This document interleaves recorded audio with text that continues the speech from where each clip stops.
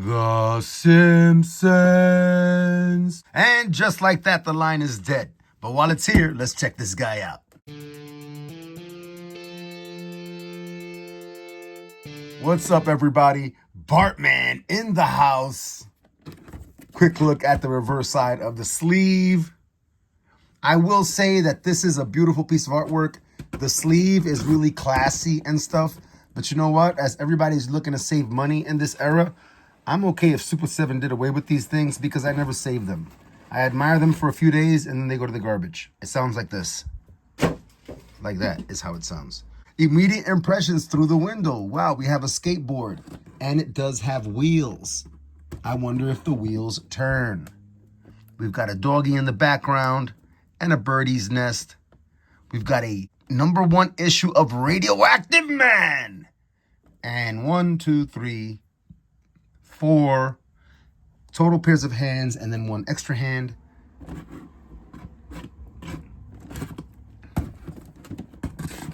Bartman appears in 3 Men and a Comic Book, Season 2, Episode 21. Original air date, May 9th, 1991.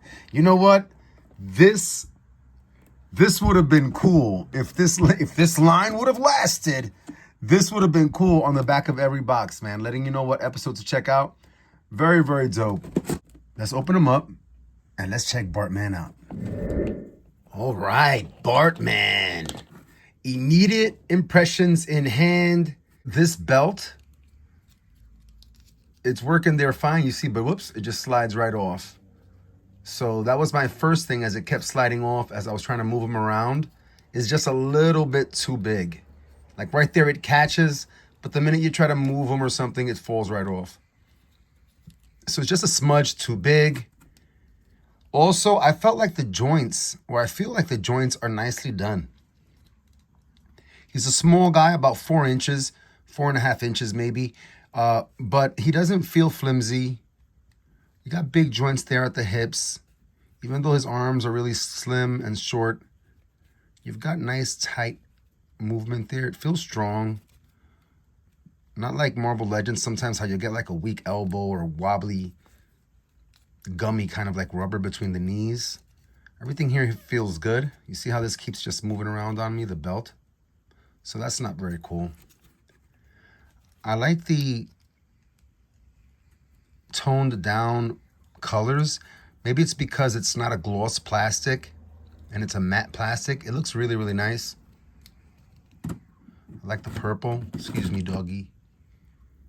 Wired blue cape. It's like a royal blue. Nice little bow there. You see, this thing just keeps moving everywhere on me.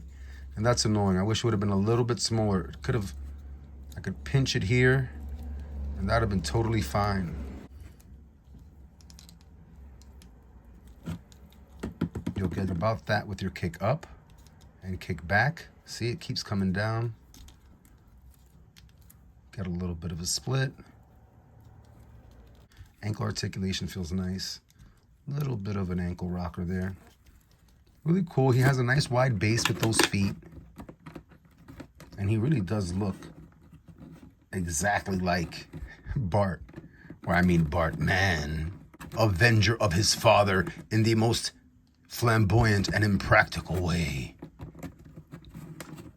I like them. I'm digging them. It's a shame about the line. If you're wondering what I'm talking about, Super7 isn't going to be continuing the line. I'm not really sure the reasons why, but it's a shame because I was really looking forward to it, especially the way they like to go deep cuts.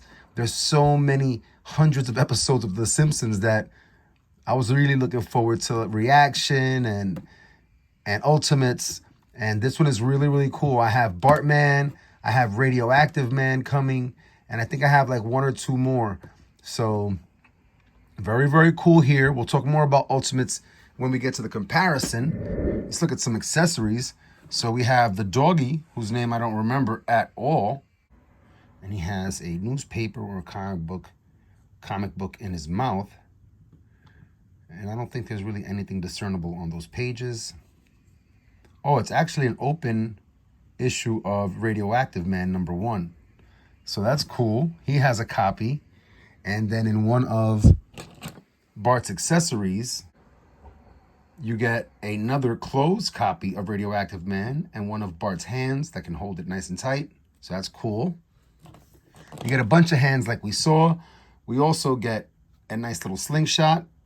This is really soft, so that's cool. And another special hand was the money gripper. The money gripper. And a look inside the bird's nest. Yeah, just checking it out. The wheels roll on the skateboard. How cool is that? So now the pegs on the feet are to the front.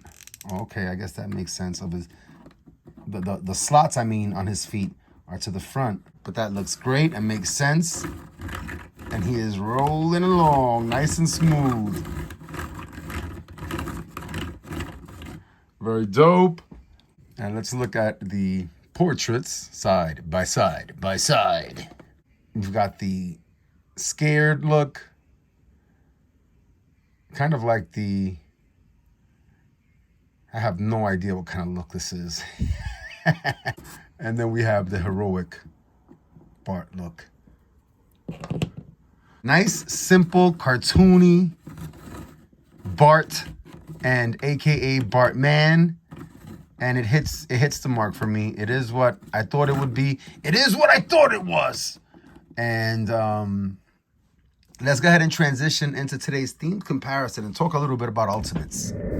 All right, Super 7 Ultimates Bartman gets a double thumbs up from me. No disappointments here, no surprises with this figure. It is what I thought it was going to be, and I like it for that.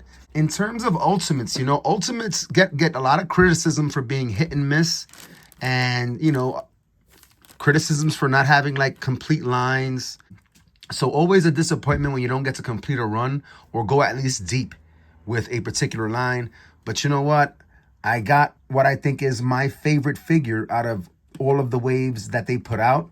I'm looking forward to Radioactive Man. And offhand, I can't remember the other one or two that I picked up. And in terms of Super 7 Ultimates in general, well, what I wanted to do today for the theme comparison was kind of put together a body of work sample. You know, where you might have a criticism about one particular figure or one particular design element, when you kind of like have a shelf peppered with different Ultimates from different toy lines and different eras. It looks really dope. It looks really dope. We have Robot Reaper, underrated figure, original character, original property from Super 7, and he's super dope. He is a Reaper, and he's got his hooded robe, but underneath, he's a freaking cyborg, and he looks almost like a T-800 in black. Very cool. We have Monstar in his untransformed form. We have the Notorious B.I.G., Bruce Lee, Mongor. Look at that beautiful purple. Look at that sculpt. Optimus Prime, just like the cartoon. Conan the Barbarian in war paint. And what I will say here, like a complaint you might get with this figure is, okay, wonderful looking figure, but what's up? Where's the white paint? Where's the white part of the war paint? And in the movie, I mean, on paper, it might have said that this was brown, but in the movie, it definitely looks black, the war paint. You know? Yeah, so that's definitely a complaint that even I share, and I would love to get a reissue of this Conan with those correct elements. But, again, overall, here we have a 1/12 scale Conan from the movie, and that's really hard to come by, and I think they rocked it overall, you know? We have Czarface going into the hip-hop realm again. Whoops. And I think they're rocking their hip-hop Ultimates. I think they've hit a grand slam with every hip-hop Ultimates figure they've dropped so far, as I try to get them to stand on an uneven ground there. And that'll take us right over to ODB. They're in the background, and they rocked that figure also.